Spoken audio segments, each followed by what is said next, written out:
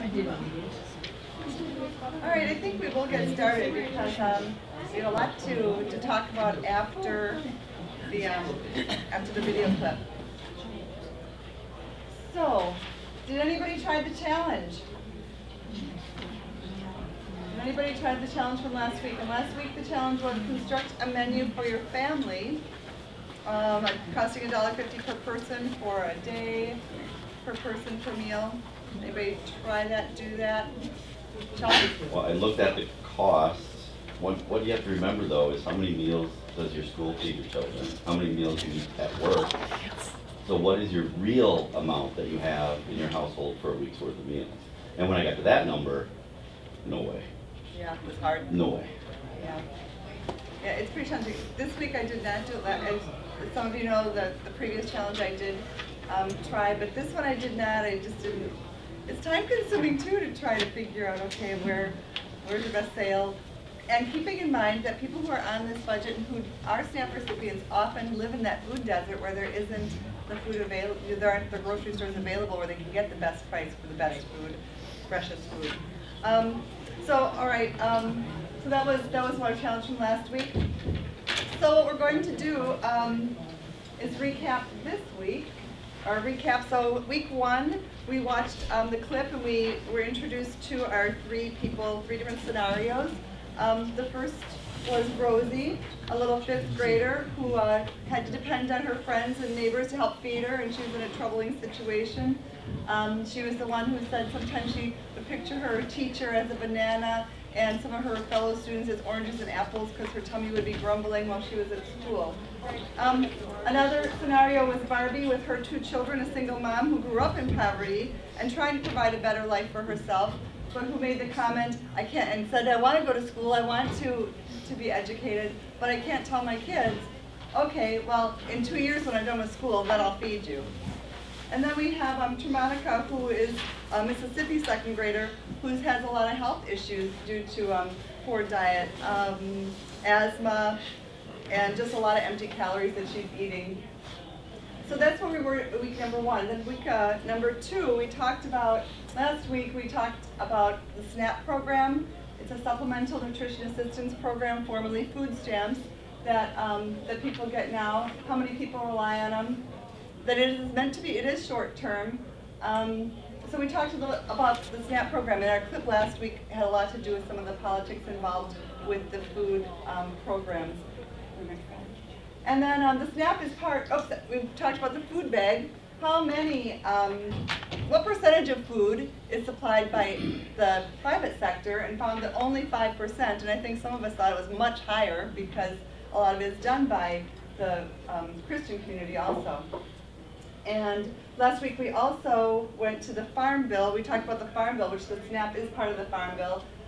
It passed, it was signed again in February. However, it was $8 billion less over the next 10 years, and they're cutting instead of helping more. So we looked at that. It was passed nonpartisan.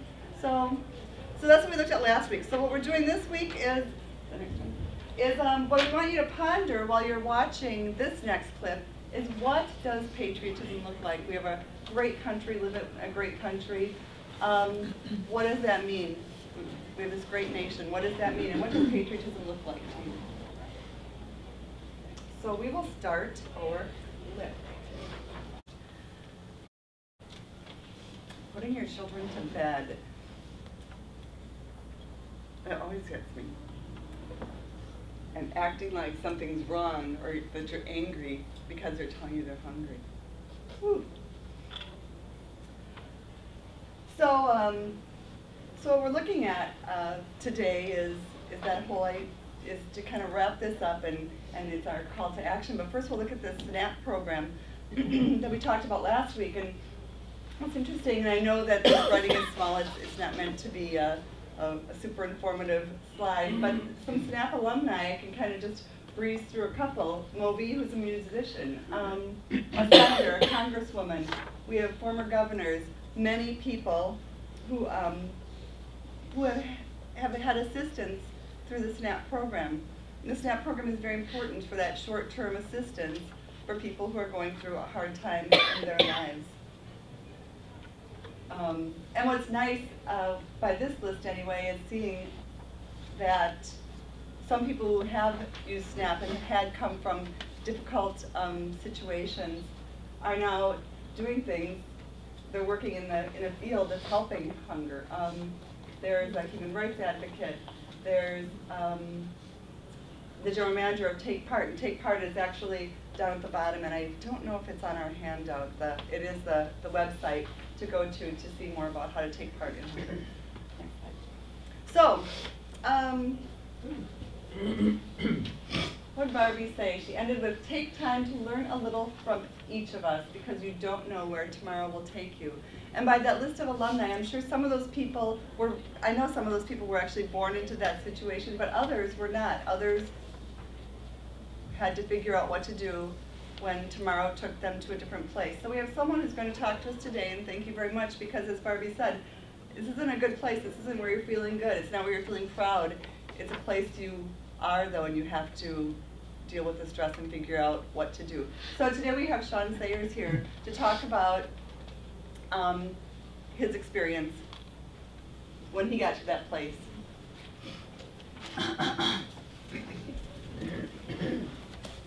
Good morning, everybody. Good morning. Ignore the tears, it's very personal. All right, I'm just emotional. So let's go in the Wayback Machine. I'm going to take you back to 2007 when we had a family of 4. I had a 6-figure income. We had a nice house. We had 2 fairly new cars, 401k, good health insurance.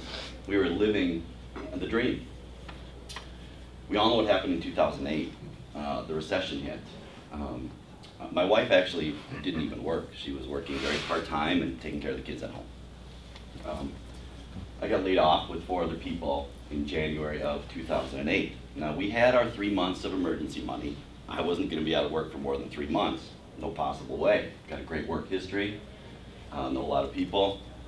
Gonna be fine. 3 months goes by very quickly. So, I remember very vividly going to Pick and Save to get some bread and milk, and my debit card was declined. I was out of money, so I didn't know what to do. So, my mom sent me a link for Badger Care, which is another, it's health insurance for kids. So we got on Badger Care for the kids right away. And in that link, to go to the county site, there's all the things about the SNAP program. So I was like, cool, probably get a lot of money on this. I had went from 6-figure income down to $300 a week on unemployment. And my wife went back to work right away. So we had a little more money coming in there. Full-time, back to work. But we did qualify for SNAP. And I can tell you, we had to make decisions about, well, are we going to pay the mortgage or are we going to eat?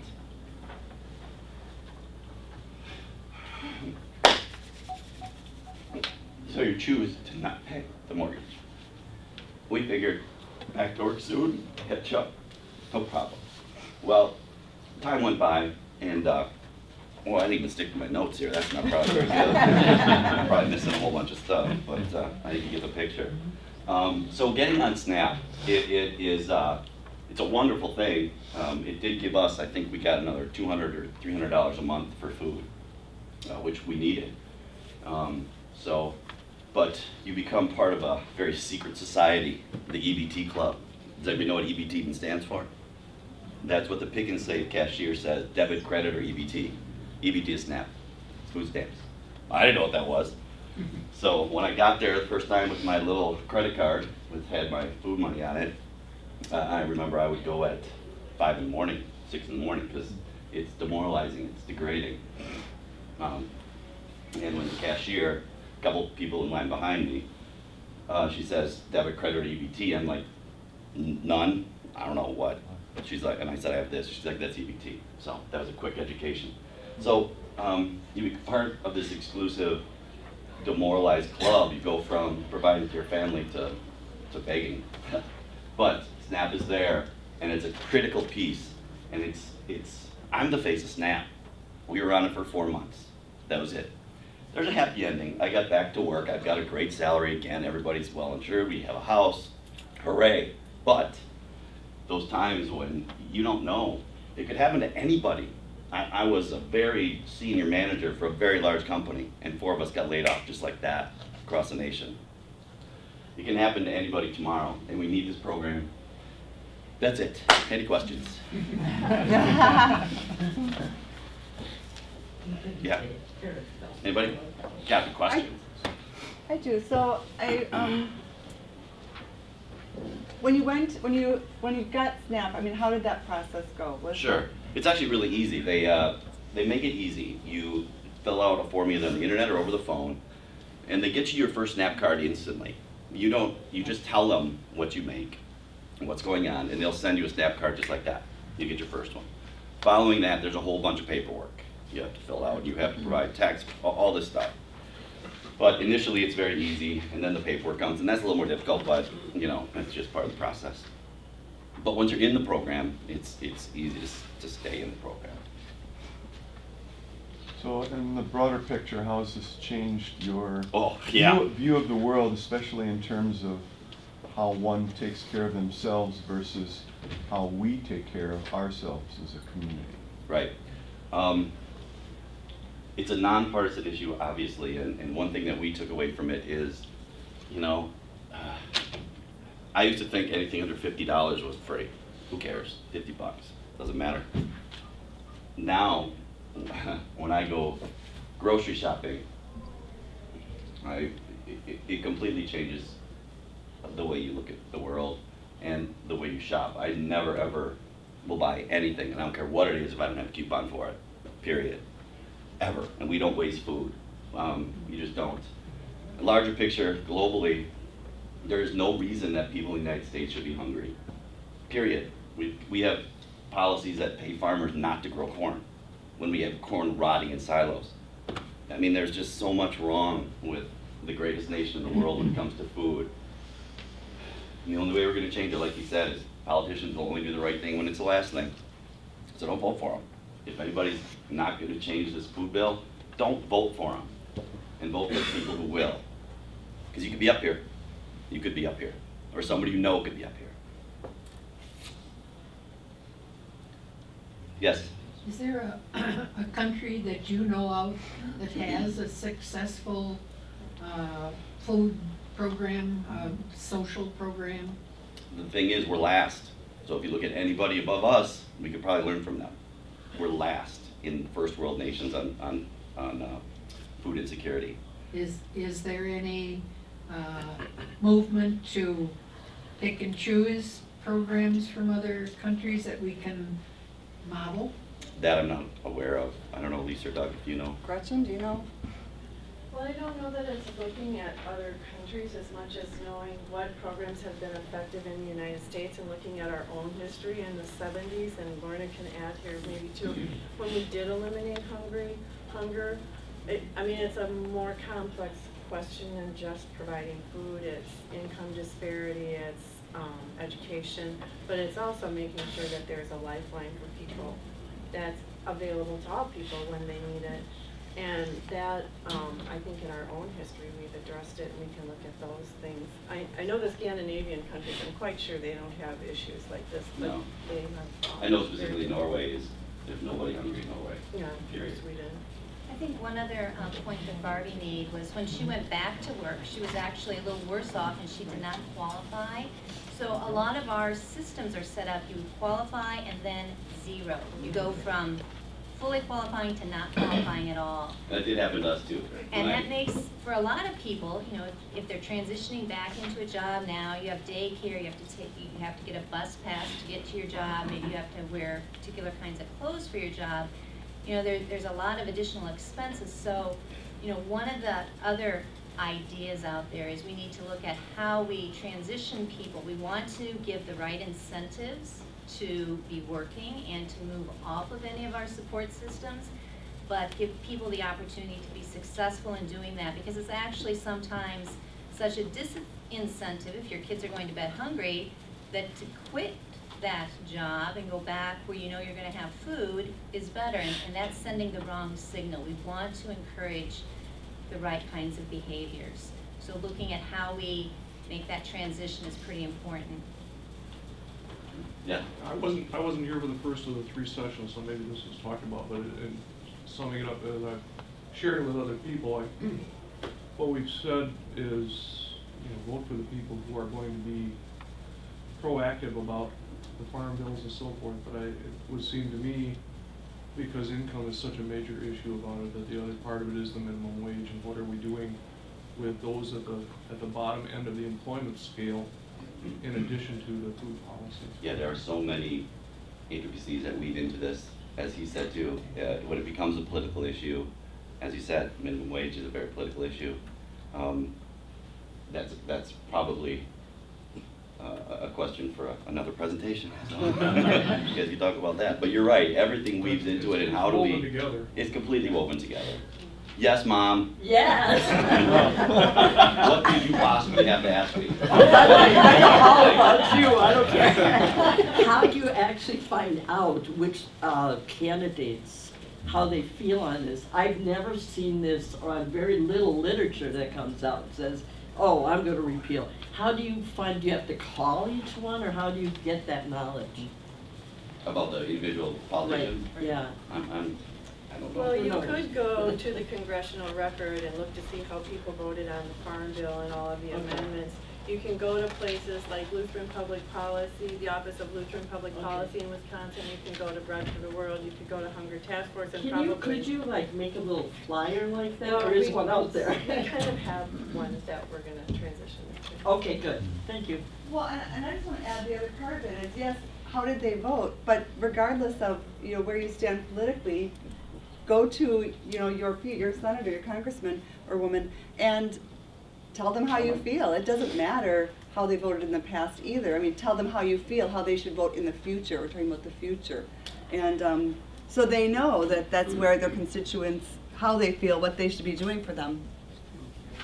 In the back. Hi. You can find a lot on the internet. I went in, I wanted to look at what one of our representatives, how they voted, and I just, Googled their name, and I found out more than just how they voted. I found out that they had been wealthy all their lives, multimillionaire, and was very, aligned with people of money.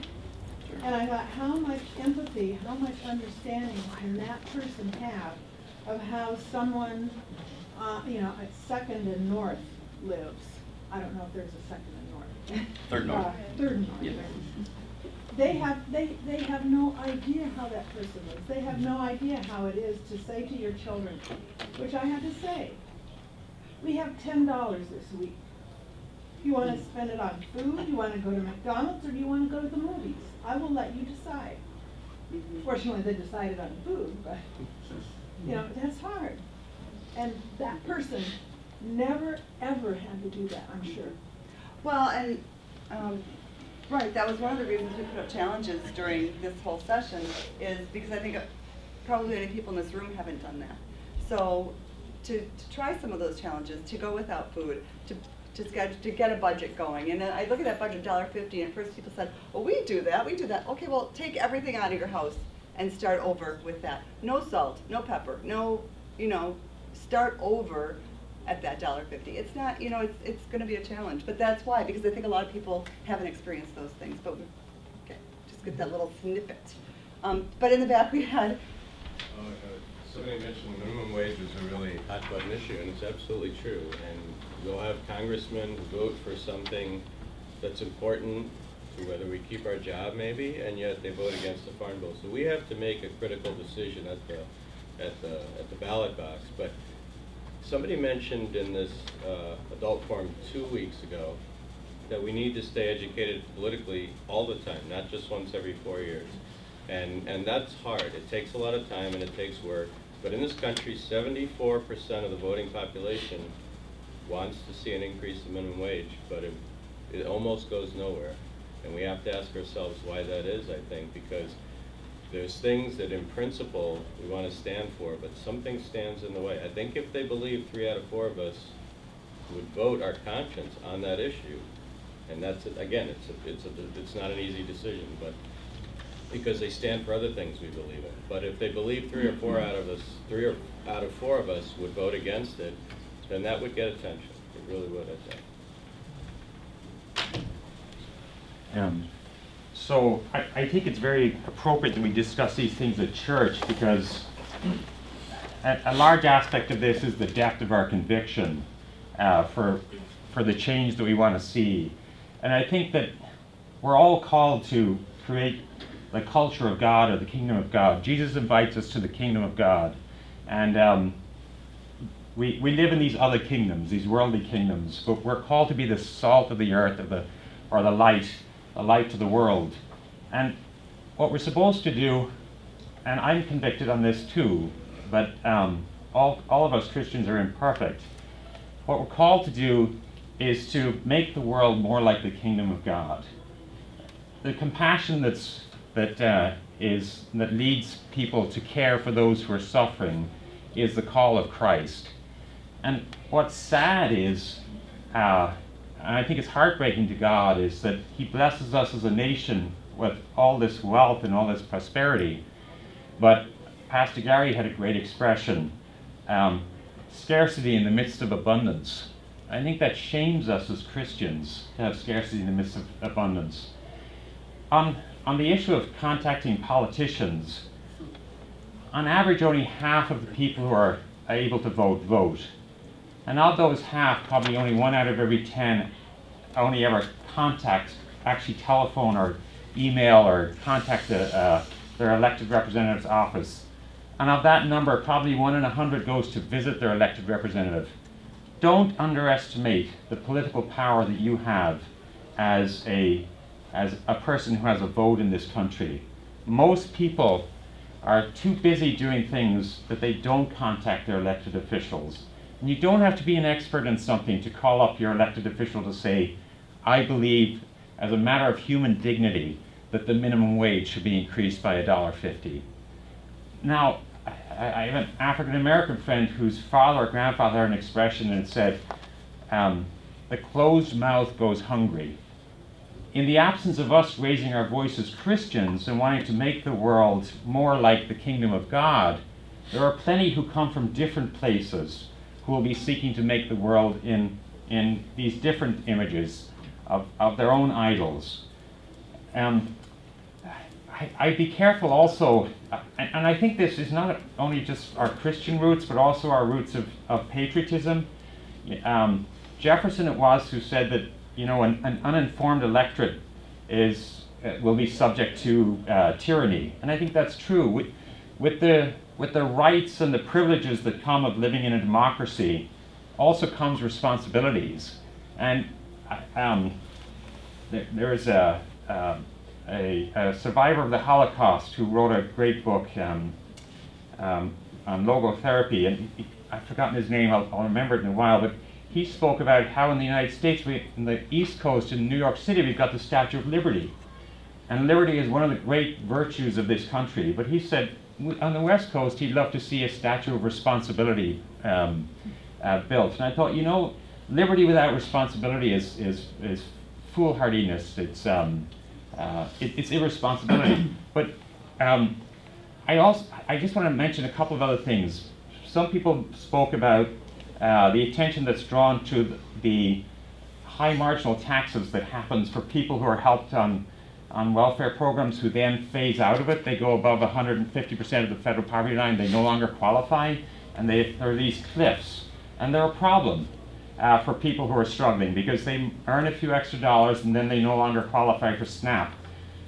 But there are people on the right of this in the political spectrum who bring attention to that, and they use it as a means to defund programs that help people who are most in need.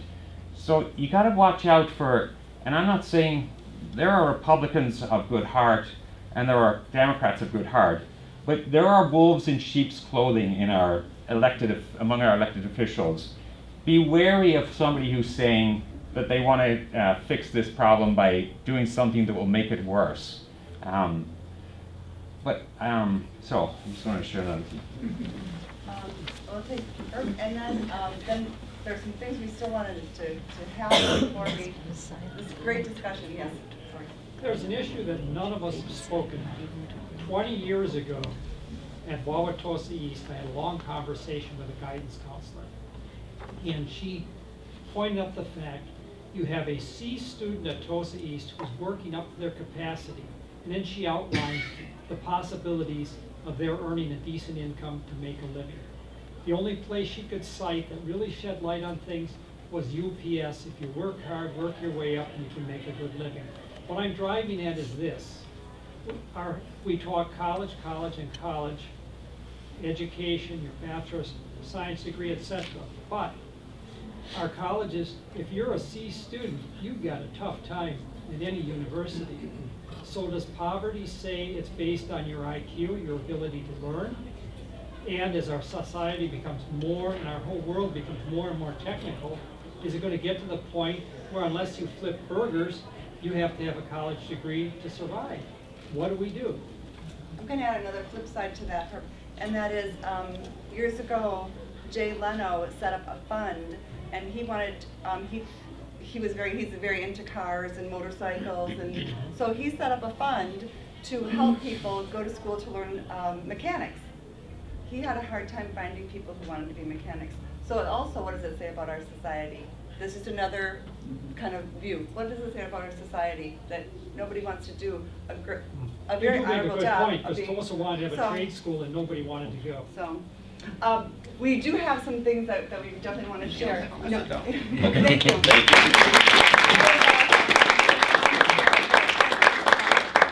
so appreciative, Sean, that you're willing to do that. So what does patriotism look like? Go ahead.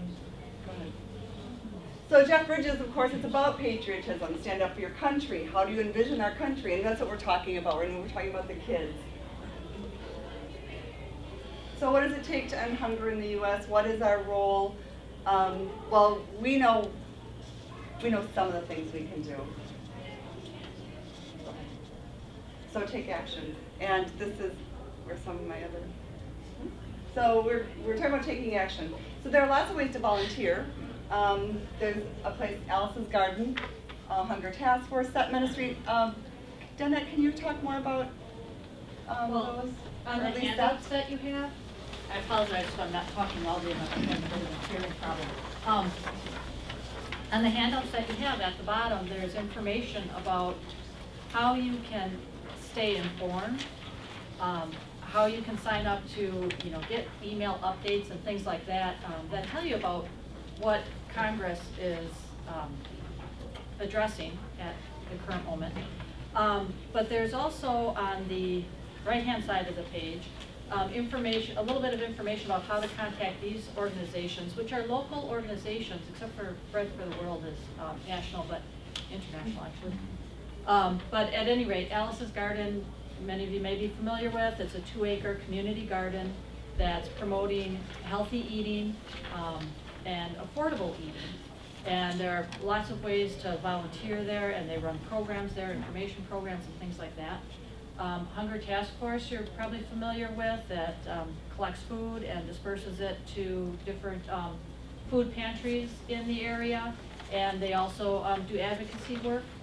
Set Ministry does more with poverty and lifting people out of poverty and helping people learn resiliency skills, coping skills. They're working in our schools, they're working with families and things like that. There's actually, their fundraising breakfast is coming up on June 18th. I happen to be captaining a table. If anyone is interested in going and learning about Set Ministry and the work that they're doing, talk to me. I'd be happy to have you at my table. And then Bread for the World, of course, works on hunger issues on a global basis. So there's websites on your handout, and feel free to take a look. So another challenge is to donate food, of course, and these are the partnerships we have here at St. Matthew's. The Reformation Food Pantry, which, Gretchen, you want to talk a little bit more about those partnerships?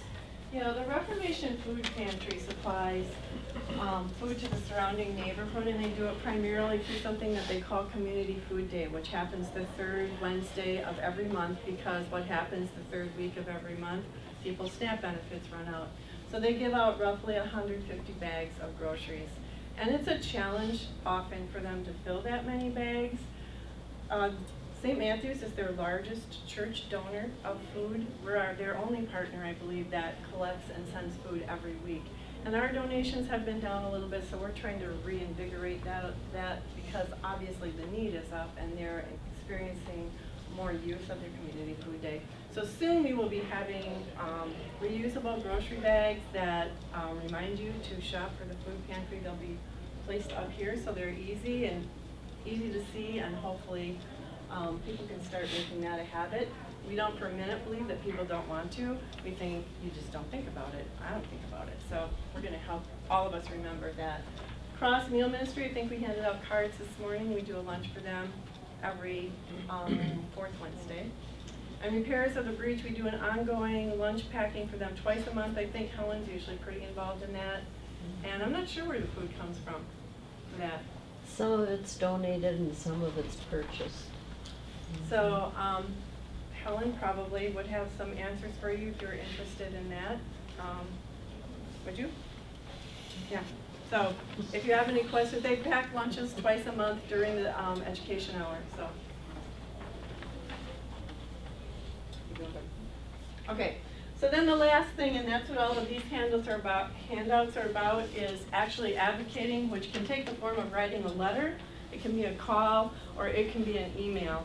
And a lot of these websites that are referenced on this very nice handout that Danette did actually make it very easy for you, because you can just fill in your name, your address, click, and they will send it to your representative. They usually will give you a stock letter, but you're free to personalize it, put it in your own words.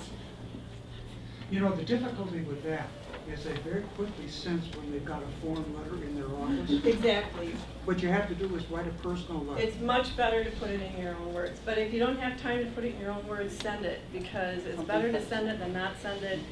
It's way better to put it in your own words, because having worked in a legislative office, I know when you get the ones that are constantly worded the same, you're like, all right, this isn't really from the heart. So if you can make it come from the heart, that's great. But part of it is just letting people know that there is a groundswell of support for these issues is a helpful thing. I also think it's important to know. Yeah. Is a paper letter also better than an email? You know, they used to say that, but even Bread for the World isn't saying that anymore, because so many offices have gone digital. If you go to the White House website, they will say they prefer email. A lot of the congressional offices are at that point too. What's important is the personal contact, so you're making it as personal as possible. It helps. But letters are also good. Although with a lot of the online, once you get to like federal level, a lot of them will block you if you're not an actual constituent of their state or whatever area. Then you may have to go.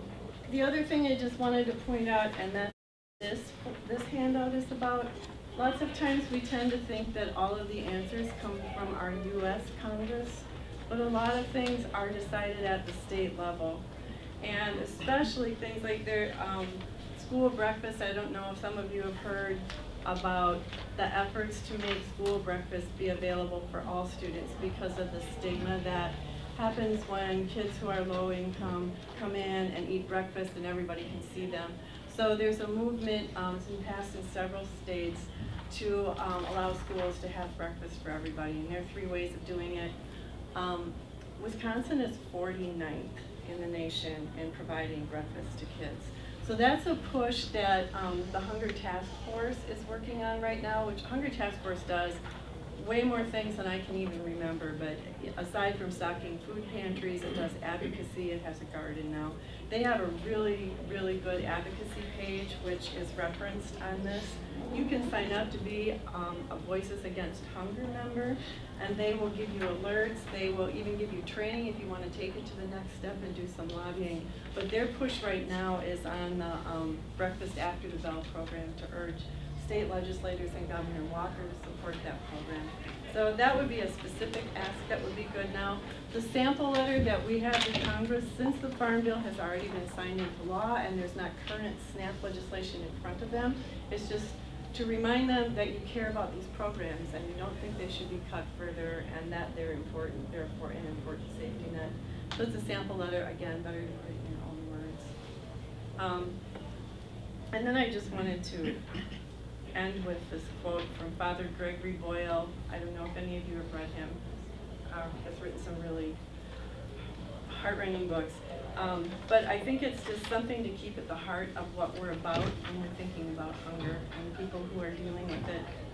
Here's what we seek: a compassion that can stand in awe at what the poor have to carry, rather than stand in judgment at how they carry it. And I think that's what Leslie was getting at in terms of how you make choices. You know, you have to make those choices, and who are we to say they're making the wrong choices? And I sadly missed all of Sean's presentation, but I think that that was, it goes to the heart of what he was saying too. So, any of those websites, Bread for the World, Hunger Task Force, Take Part, if you just search a place at the table, it will bring you to Take Part. They all have wonderful information on being an advocate. Any questions about that? Well, thank you for being here, for caring, for watching the video with us. And like I said, it's all about taking action. So that's where we're at. I think you'll start to hear a lot more about it, but we, I think we as a church, I know we actually as a synod, because the new theme is going to be a place at the table, but everyone deserves a place at the table. Thanks.